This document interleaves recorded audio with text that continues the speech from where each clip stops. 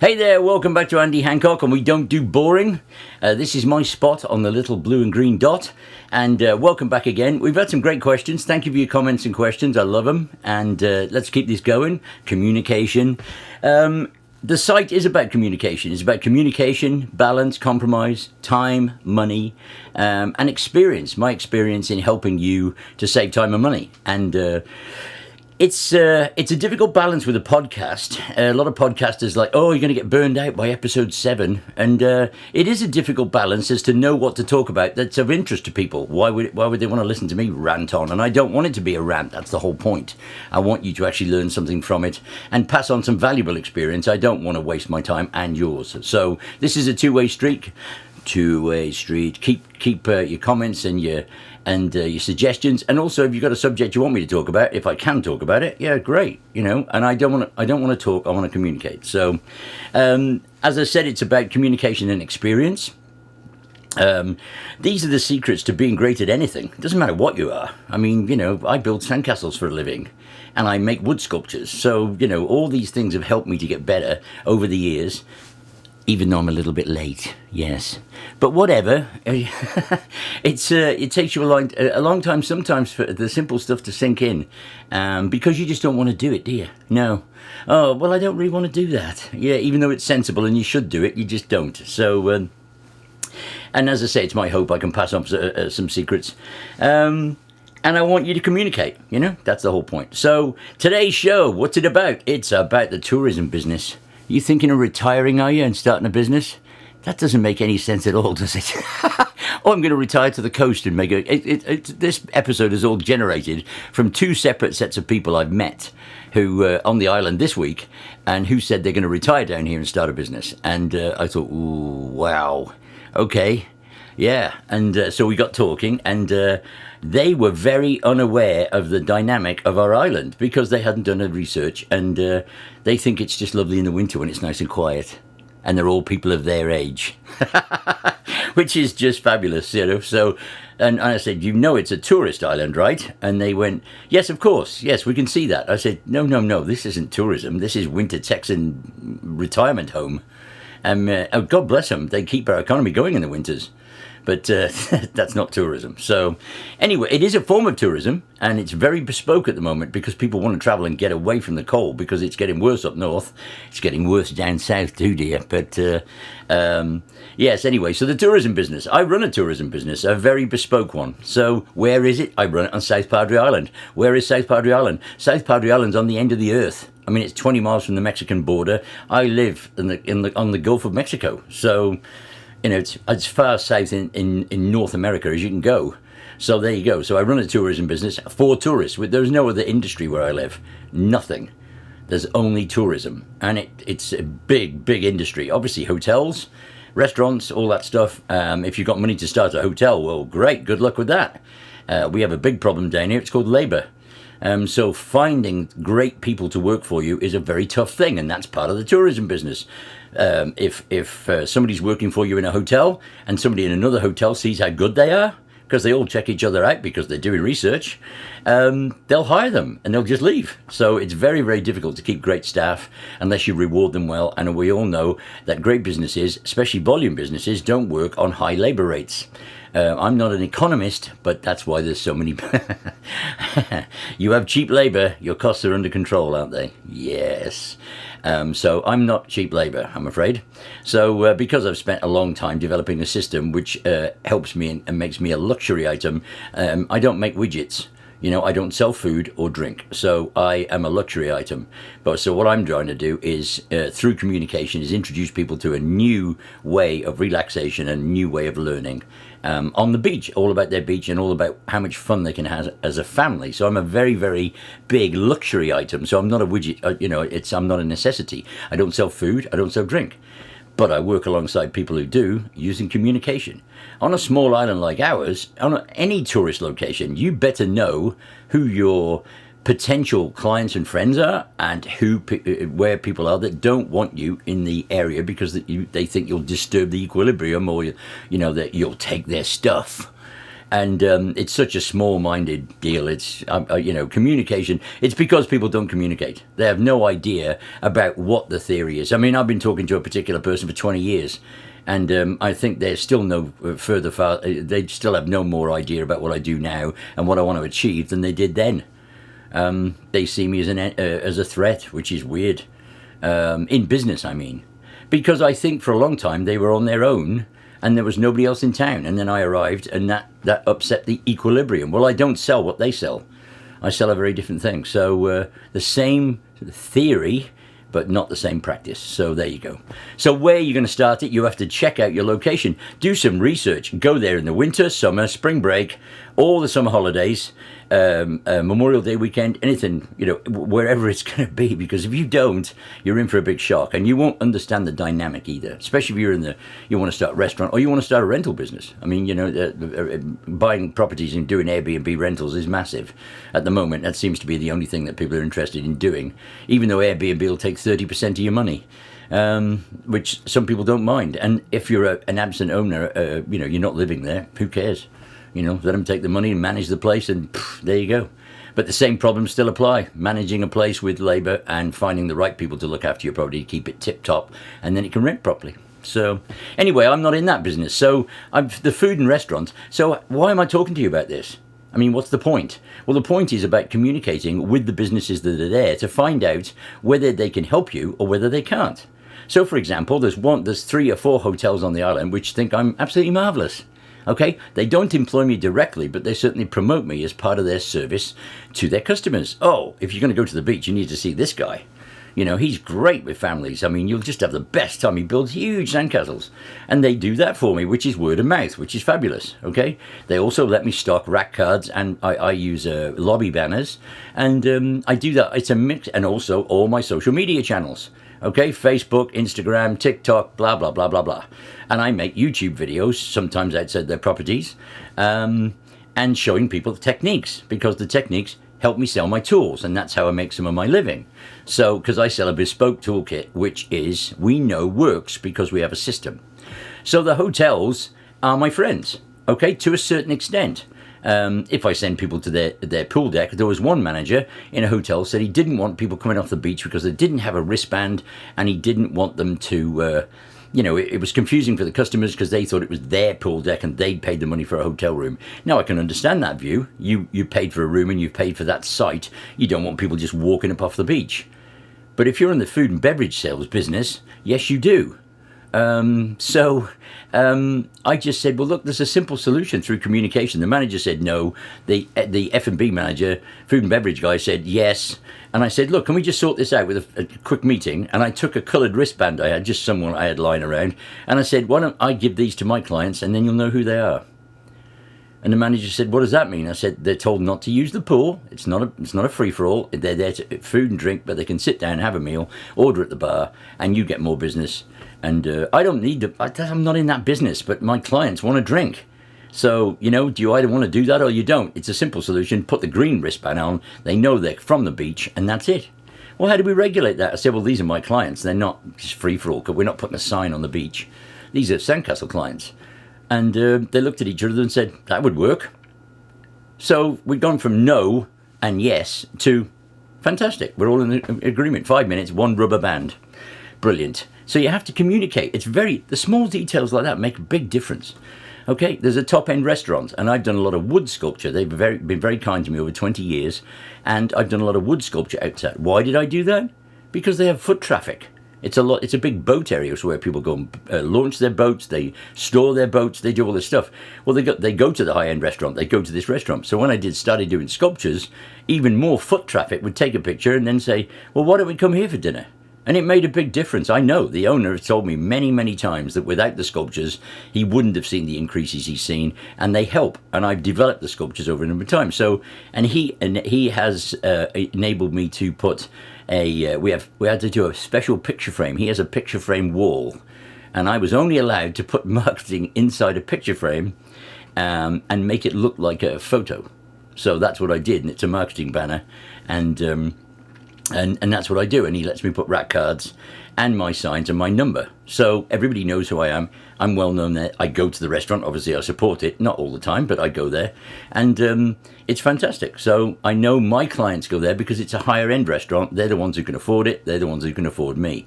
Sounds very Ponzi, that, doesn't it? Sounds very bullish. Oh, you need to be able to afford me. Well, no, I've set my market. I am well known. I have a great system. I supply the top class stuff. And so that's where I want to be. I don't want to be fighting it out. You know, I'm not interested in doing, $15 lessons. It's not my gig. So, but I don't run a necessity. I run a luxury. But it's important that I team up with people who run necessities, right? There's another lady who runs a little food store, and they sell drinks by the bay, and she was just thrilled. Put my cards in there, and she said, "Could you come and build me a little sandcastle or make a ball for me?" I said, "Yeah, sure." So I sprayed it, made it, and sprayed it, made it, and put it in there, and she said, "That ball's made of sand. This guy does lessons. That's how good he is." And literally, it's a sand ball sitting there outside a little eatery, and she loves me. So, I mean, that's great, and I like communicating with them. I go there for lunch. I mean, we just support each other. Whereas there are larger hotels who are group chain hotels, and they're run by one person runs all of them, and they have nothing to do with me at all. They don't see me as part of their marketing scale because their model is based on keeping everybody on their property. Whether it's on the beach or at the bar, at the pool, in the conference room, everybody stays on the property. So to promote somebody that takes them off property, they're not interested. So, and that's fine. I was told recently, actually, I heard it third hand, that I wasn't up for a new opportunity. Andy Hancock doesn't recognize new opportunities when they come along. I've been offered opportunities where people don't want to pay me a thing, and they want me to work on their property. And, you'll get lots more lessons if you work here. Right.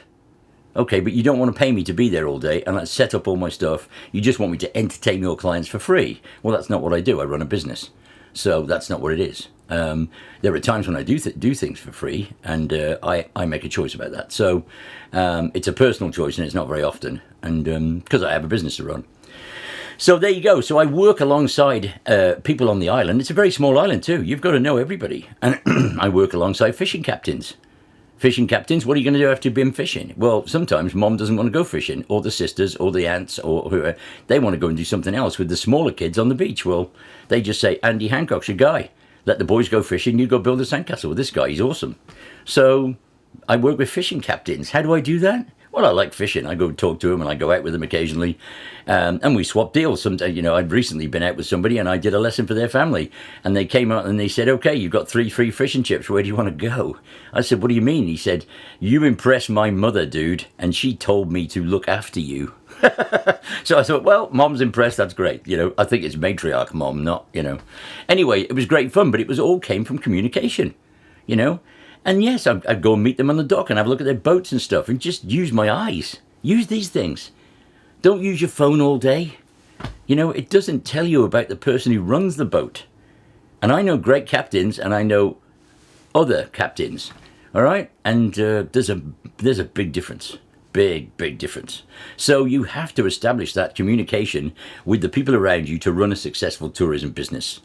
If you have unlimited amounts of funding behind you and you really want to just stomp in and buy a hotel or buy a big restaurant, great. But remember, those hotels and restaurants have been run by the same people for 25 years, and you're just going to buy them. You're not that person, so you might introduce something which just doesn't work. So I was given a good piece of advice when I was building my house, which has got nothing to do with your tourism business. A man came and looked at it, and when I first moved it out here, it just wasn't in a good state at all. This was nasty. And he said, "Don't touch it for a year. Just live in it. Just do your thing. Bedroom, sofas, kitchens. Do the necessities, but just don't touch it for a year until you really decide what you want." And I thought he was balmy. I said, no, I'm going to rip it to pieces and get it all. Do it straight away. Yeah, now. And I didn't. I took his advice because I was very busy at the time, so I didn't actually have time to do any of that. And I took his advice, and it made a massive difference. There are still things I wish I'd done, but at the time, necessity was the mother of invention, and we just had to get on with it. I needed things done so I could use them, and it wasn't about redesigning something because I didn't have the time. But he was right. Take a look around and work out what you want first. what you need, what you like, what you love first before you ever design your house. So, and I thought, good point. So I was very grateful to that man. Hector, you're a superstar. So that's it. And how do I develop my business? Well, I have a mix of digital marketing, because people are doing research online before they ever travel. And they have to be committed to our location to travel that far. We're 3 hours further than anything else. So if they're coming to me, yes, then I've got a chance. And I don't get all the clients. Some people come to a beach location and they don't like to be on the beach. Right. I don't know what that's about, whether it's just about the sunshine, the weather, and the look, but they don't want to be on the beach. So those clients are out the window anyway. There are people who are not interested in building sandcastles, so those people are out the window. So I have a small fraction of the people who come to the island, and I have to get to them first and say, not first, but get to them in the right way. So I have to be online and have continuity between my online stuff and what they see physically. So I use rack cards, I use lobby banners, I've got posters in restaurants, parking lots, on the side of dumpster covers. I mean, literally all over the place. And I have an eclectic mix of things that I mix up because that's the only way people are going to see them. Some people are on foot, some people are in their cars, some people are at bars, some people are at restaurants, some people are just plainly on the beach. And of course, when I'm on the beach building a sandcastle, there is no better advertising than that. So, but if I've got nothing to do, which is rare, I don't go to the beach and just stand there and build a sandcastle. The odd day I may do that, but not very often because I haven't got time. It's a 30-minute journey, 30-minute setup each way, so that's an hour each end. Then I build something and I might get nothing. I might give away koozies. I give away koozies. What else would you need when you've got a beer on a beach? Hello.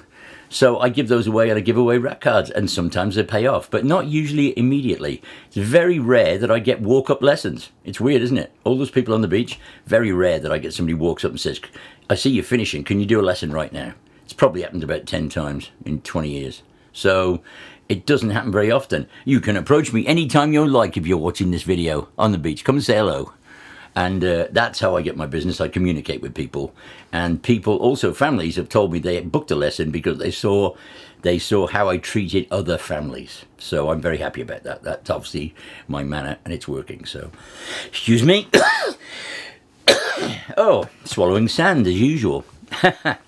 So, real tourism businesses are developed with communication. It's all about service, and service comes with communication. All right, but it's all about making connections. You really need to do your research on your connections that you're going to need to make on an island or anywhere else, right? If you're moving into somewhere and you're going to start a new tourism business, if you think it's going to be easy, nope. If you think it's going to be, you'll have plenty of time because you're retired. Ask any retired person how hard they work now, and they'll tell you twice as hard than when they were working. So, but the tourism business is a great business to be in because I'll tell you why. People are happy. They come to the beach and they are so happy. The smiles on the people's faces when they're walking down to me to start their lesson will forever be one of the great moments of my life, and it happens almost every day, which is fantastic. Not this morning because I'm having to do my podcast, but they're smiling and they're so happy, and then I have a way of talking to people which I think they enjoy, and I've got a weird voice. Obviously, I can say "G'day, Sheila," or I can say "Hello, darling. So nice of you to come to the beach today. Lovely." Or I can say "Hi, y'all," but I don't. That doesn't work with me. I haven't got the Texas thing. I've got the Aussie thing, and sometimes I've got the English thing. So there you go. But it's all about making connections and really doing some research on how those connections will work for you in your business, your tourism business. And I know people who started with nothing. I started with nothing. I came up with a system, and I did it outside a bar because that's where the people were. And it worked. My system worked, and it was great. But then I graduated, and I improved and improved and improved. I did not stay in the same place. I did not do that. I improved, and I got bigger and bigger and longer and bigger, and I just, because I get bored. I get bored if I don't improve. So, but I found a system, and the system works. So, but it was all because of communication, and it was all because I made connections. and all the areas I worked at, I was recruited from other areas. So I left one bar and a hotel said, we want you to come and work here. We'll give you whatever you need to function on this property. Fantastic. And I was there for a long time, 8 years. And then another property, when that property was taken over by a different management group, they had no idea who I was and what I did, and just weren't interested. It was about the property was in disrepair, so they had to fix it. So I was off the board, as it were, because I was a very small fish. I'm not a big fish. I'm a teeny fish, right? And I'm just I'm just not a big fish. So they let me go with another property. Said immediately, oh, we've heard you're leaving the Pearl. We'll give you whatever you want to come and work for us. And isn't that fantastic? And there's my communication going, because I didn't turn the phone down. Anyway, doesn't matter. They'll call back. And if it's important, they'll always call back. That's why you don't get up. So there you go. That's my communication about tourism businesses. Do your research, and please go to wherever you're going to and check it out. Winter, summer, spring, holidays. Because if you don't do that, you're in big trouble. And a lot of people have got this very narrow view of what is going to go on. People have literally come to the island in the winter, as I say, our island, and thought it was quiet. And in the summer, they just can't believe it. These people have come here to live and not to work. And they're very surprised in the summer how many people show up. And I thought, wow, you've never been down here in the summer just to check it out if you're going to move here? No, not a good thing. You need to communicate, make connections, do your research, and then if you want to sell left-handed widgets while you're sitting in a bar on a computer and you're already in the left-hand widget business and you have a supply chain that hasn't got a problem, we're doing supply chains in a separate video, because those two words are getting me down, and it's not going to be a rant. It'll be an actual fact, like how can supply chain affect my coffee? But that's it. We'll do that in another video. So remember, creation always begins with destruction. Yay! I know I say that all the time. People go, what's that about? And I said, it does. I said, smash it up and start again. Smash it up and alter it. Tear it to pieces and do something else. That's what life's about. Have some fun, If something's not working, fix it. If you can't fix it, move on. Easy. Yeah, been involved in that many times. So that's it. So creation begins with destruction. Have a great day. Watch the Sandcastle videos. Please give me your comments and questions. Subscribe, press the notification bell, and follow me on social media. All the links are below. And I love your comments, and I love hearing from you. And this is Andy Hancock signing off from his podcasting tourism business. And remember, we don't do boring. Right, I'll see you next time. Bye.